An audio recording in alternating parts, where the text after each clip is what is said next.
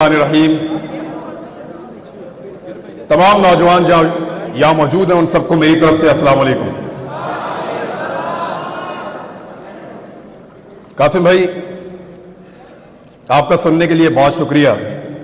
आपको जल्दी जाना था लेकिन इसके बावजूद आपने कहा कि पहले आप बात कर लो, और मेरे लिए बड़ा ऑनर है कि मैं आपके सामने बात कर रहा हूं।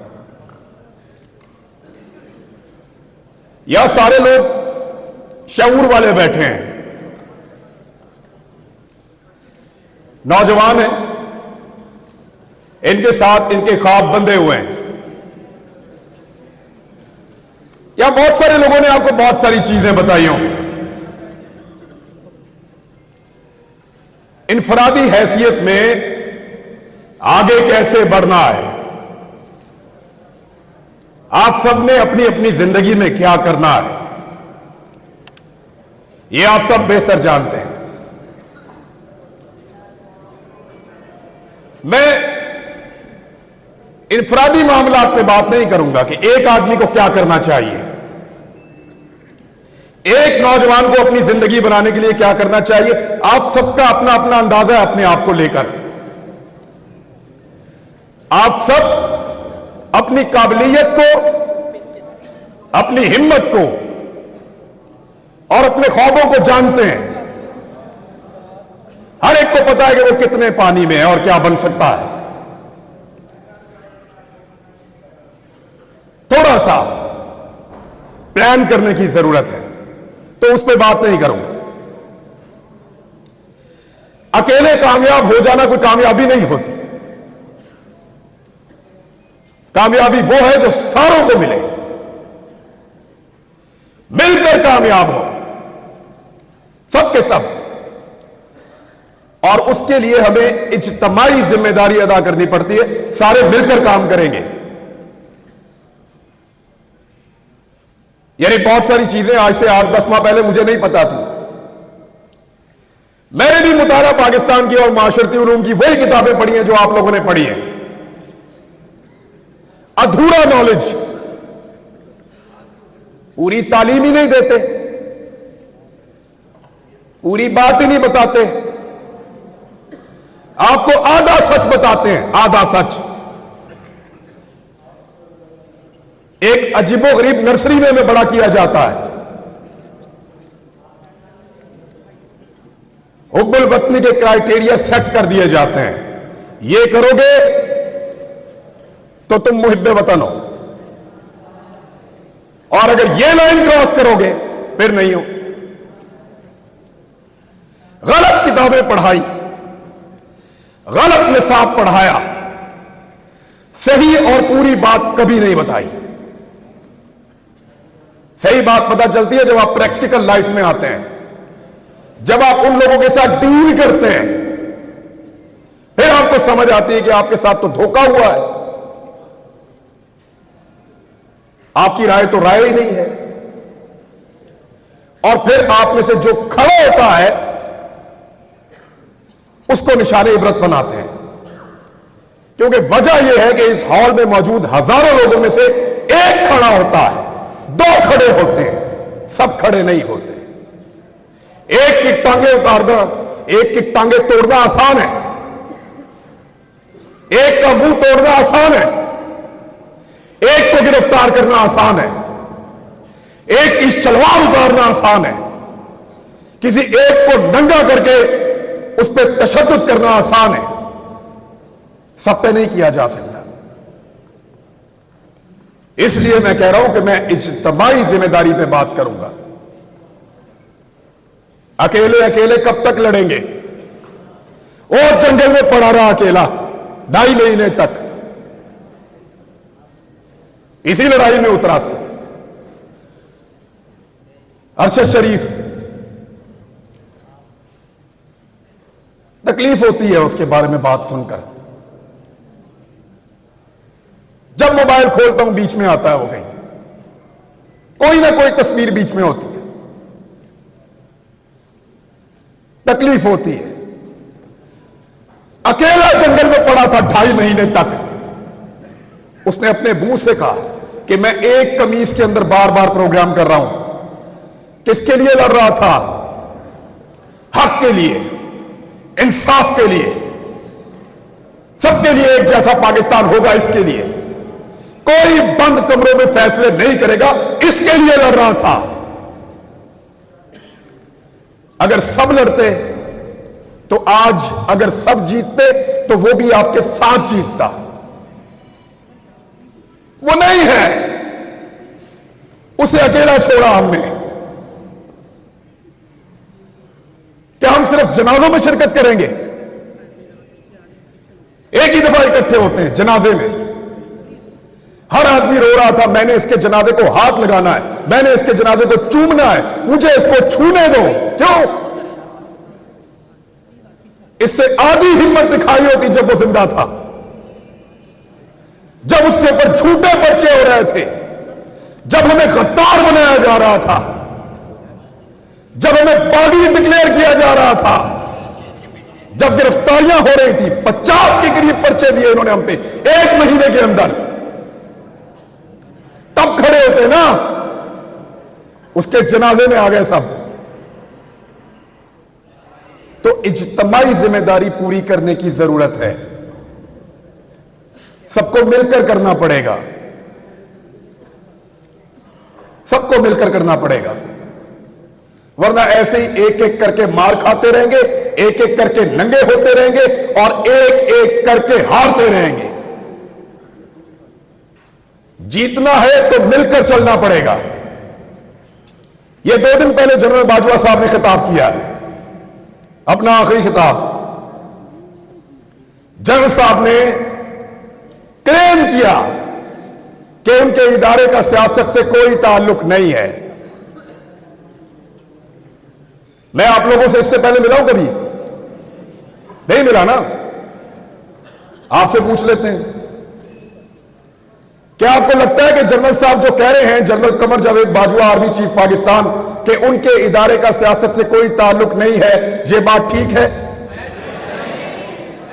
चलो जनरल साहब को भी दिखाते हैं ना। जनरल साहब देखें, उधर मोड़ो कैमरा, दिखाओ, मोड़ो कैमरे उधर। जिन लोगों को लगता है कि जनरल कमर जावेद बाजवा ने कहा कि सियासत से फौज का कोई ताल्लुक नहीं है, यह बात ठीक है, वो जरा हाथ खड़ा करें।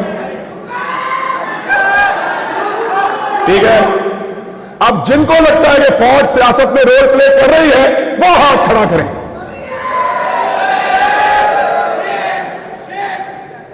लो जनरल साहब, ये रह गया एतबार आपका। निकलो बाहर, पूछो लोग किसकी इज्जत करते हैं, पता करो मारने वालों की इज्जत कर रहे हैं या मरने वालों की। पूछो जिन्होंने जमीन तंग की, जिन्होंने मारा, बाहर लोग उनकी इज्जत कर रहे हैं। निकल के देखो पूरी दुनिया के अंदर, जाओ जाओ, निकलो पूरी दुनिया में, तुम्हें तुम्हारी औकात पता चले। लोग तुमसे प्यार करते हैं या जान देने वाले अरशद शरीफ से प्यार करते हैं? पूछो जाके, आईना नजर आएगा, औकात पता चलेगी। जान से ही मार दिया। इस मुल्क को उसके लिए इन्होंने जहन्नम बनाया था, साबिर शाकिर के लिए जहन्नम बनाया था, सबको परेशान किया है, हमारे खानदानों तक को हरासा किया गया है, क्योंकि हम अकेले अकेले लड़ रहे थे। सबको लड़ना पड़ेगा। तुम्हें सिर्फ मारना आता है, तुमने सिर्फ मारना सीखा है, हमें मरने के अलावा भी बहुत कुछ आता है और वो हम करके दिखाएंगे इंशाअल्लाह।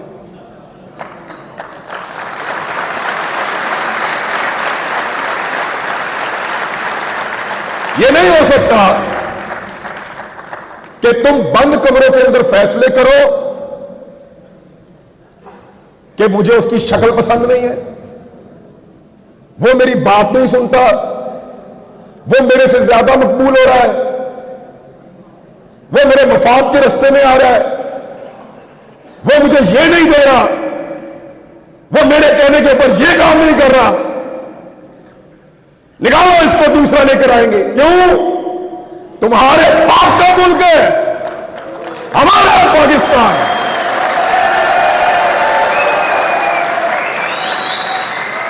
हम फैसला करेंगे, हम करेंगे, हम आप करेंगे। किसी को बंद कमरे के अंदर फैसला नहीं करने देंगे। सबका मुल्क है, सब मुद्दे वतन हैं, सब इस मुल्क के वफादार हैं। ये जब मुझे इन्होंने गिरफ्तार किया, ये मुझे लेकर घसीटते थे, कभी एक थाने में, कभी दूसरे थाने में, कभी तीसरे थाने में। इनको लगता था ये मुझे टॉर्चर कर रहे हैं। खुदा की कसम मुझे पुलिस वालों ने कहा, हर पुलिस वाले ने कहा कि इमरान भाई हम शर्मिंदा हैं। पूरा निजाम जरगमाल बनाया हुआ था, एक आदमी की हमदर्दी इनके साथ नहीं थी। मैंने खुद देखा है, कोई आदमी सामने आकर कहता था, कोई छुप कर आकर कहता था, लेकिन सारे कहते थे तेरे साथ ज्यादती हो रही है। लेकिन जिस दिन सब मिलकर कहेंगे, आजम सवाती ने अकेले बुजुर्ग आदमी ने तमीज सिखा दी ना। आज देखा आपने, पहले उसको रात के अंधेरे में गिरफ्तार किया, रात को आए चोरों की तरह, डाकुओं की तरह, उसकी फैमिली के सामने उसको मारा, टॉर्चर किया, जलील किया, ले जाकर कपड़े उतारे, वीडियो बनाई और उसको रुसवा किया। थोड़े दिन पहले की बात है, 1.5 महीना हुआ मेरे ख्याल में। आज आजम सवाती फिर गिरफ्तार हुआ है, लेकिन कैसे हुआ? सुबह मजिस्ट्रेट साहब आए, दरवाजा खटखटाया, आजम सवाती साहब घर में हैं? जी हैं, बाहर बुला लीजिए। आजम सवाती साहब बाहर आते हैं और उनको वारंट दिखाया कि हुजूर आपके खिलाफ कानूनी चाराजोई हुई है, ये वारंट मौजूद है, आपकी गिरफ्तारी करना चाहते हैं। बने ना बंदे के पुत्र, एक आदमी तमीज सिखा रहा है। सोचो,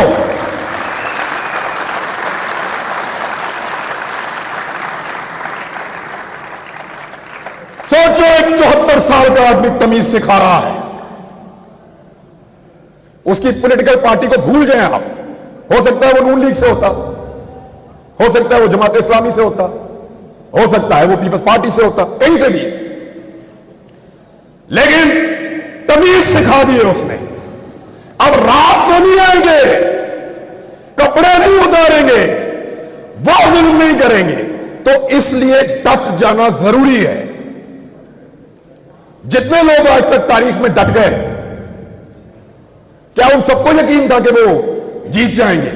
नहीं, बिल्कुल नहीं। अंधे को भी नजर आता था कि ये जंग जीते जाने के काबिल नहीं है। पोरस को पता था कि सिकंदर बहुत ताकतवर है।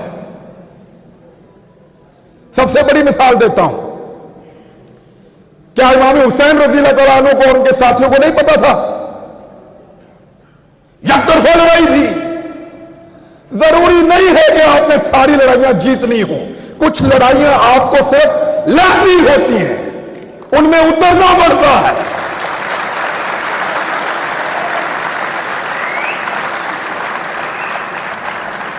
लड़ाई जीतने से मकसद नहीं है, लड़ाई लड़ने वालों में अपना नाम लिखाओ। मैं लड़ा था, मेरी लड़ाई थी, मैं उसके अंदर उतरा, मैं हक पर था, मैं जीता या हारा मेरा अल्लाह जानता, वो फैसला करने वाला है। लड़ाई कौन जीता? इमाम हुसैन जीते या यजीद जीता? सबका इत्तेफाक है इस बात पे। तो फिर लड़ाई लड़ना सीखो, लेकिन इज्तिमाई फायदे के लिए। सर को नीचे फेंक देना, मसलहत के तहत चुप हो जाना, इसको हमारे यहां पे लोग अक्लमंदी कहते हैं। अक्लमंदी नहीं है, बुज़दिली है। मैं भी बुज़दिल था जब तक मुझे नहीं पता था जब समझ आई तो मैं लड़ाई में आ गया। मुझे नहीं पता कल क्या होगा, इसका अंजाम क्या होगा। ये जो रिजीम चेंज ऑपरेशन हुआ पाकिस्तान में, सारे के सारे इसके बेनिफिशरी हैं। जिन्होंने किया उनके केस खत्म हो गए। जिसके खिलाफ हुआ, जब मर्जी इलेक्शन कराओ जीत जाएगा। यानी इमरान खान को भी फायदा, शहबाज शरीफ को भी फायदा, जो करने वाले उनका भी फायदा। सब कुछ ना कुछ लेकर गए। नुकसान किसका हुआ? हमारा हुआ है। हमारा एक आदमी कम हो गया है। अगर दोबारा लड़ाई होगी तो हम अपने एक बेहतरीन आदमी के साथ मैदान में नहीं आ सकेंगे। हमारा एक आदमी कम हुआ, अरशद शरीफ। नुकसान तो हमारा हुआ है, फायदा तो सबने उठा लिया है। मेरी आप सबसे गुजारिश कि लड़ाई को लड़ना सीखिए, इस रविश को बदलिए। अगर यह इस्लामी जमहूरिया पाकिस्तान में डेमोक्रेसी है तो फिर सही वाली होनी चाहिए, या तो निजाम को ही बदल दो। यह नहीं हो सकता कि आप दुनिया को पढ़ाएंगे पाकिस्तान में जमहूरियत है और जहां पे आप तमाशा लगाकर रखेंगे, चार बंदे बैठेंगे और फैसला करेंगे और पूरा का पूरा निजाम बदल देंगे। यह नहीं होने देंगे। कहने को मैं और बहुत कुछ कह सकता हूं, फिर इन लोगों को फोन आएंगे, फिर इनसे पूछेंगे मुंतजिम कौन था।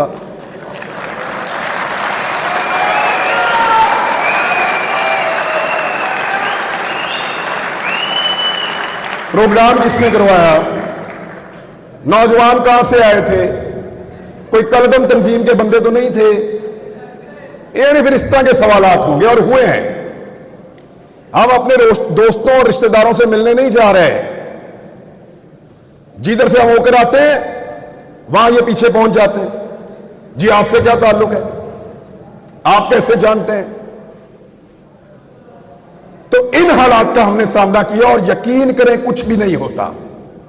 थोड़ा सा मार सकते हैं, थोड़ा सा नंगा कर सकते हैं या जान ले सकते हैं, कुछ भी नहीं होता। मैंने अरशद शरीफ का जनाजा देखा है,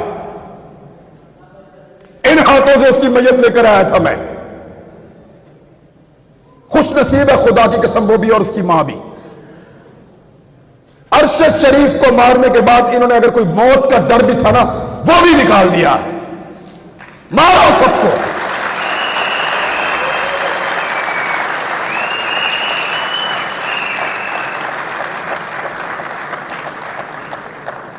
क्योंकि जब आपको इस बात का यकीन हो कि आप तारीख की दुरुस्त सिमत पे खड़े हैं, जब आपको यकीन हो कि आप जुल्म के खिलाफ खड़े हैं, तो फिर इससे कोई फर्क नहीं पड़ता कि आपके साथ क्या हो रहा है।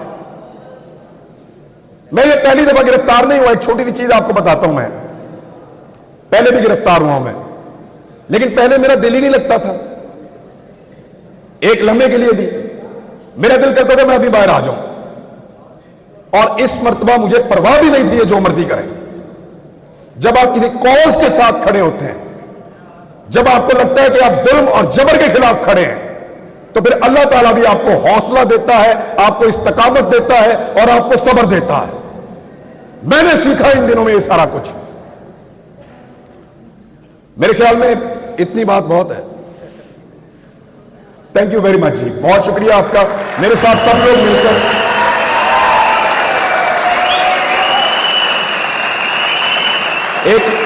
एक नारा लगाएं मेरे साथ सब मिलकर, ताकि हम जाते जाते गद्दारी के सर्टिफिकेट बांटने वालों को यह बताएं कि सिर्फ तुम ही मुहिब्बे वतन नहीं हो। पाकिस्तान, पाकिस्तान। Thank you.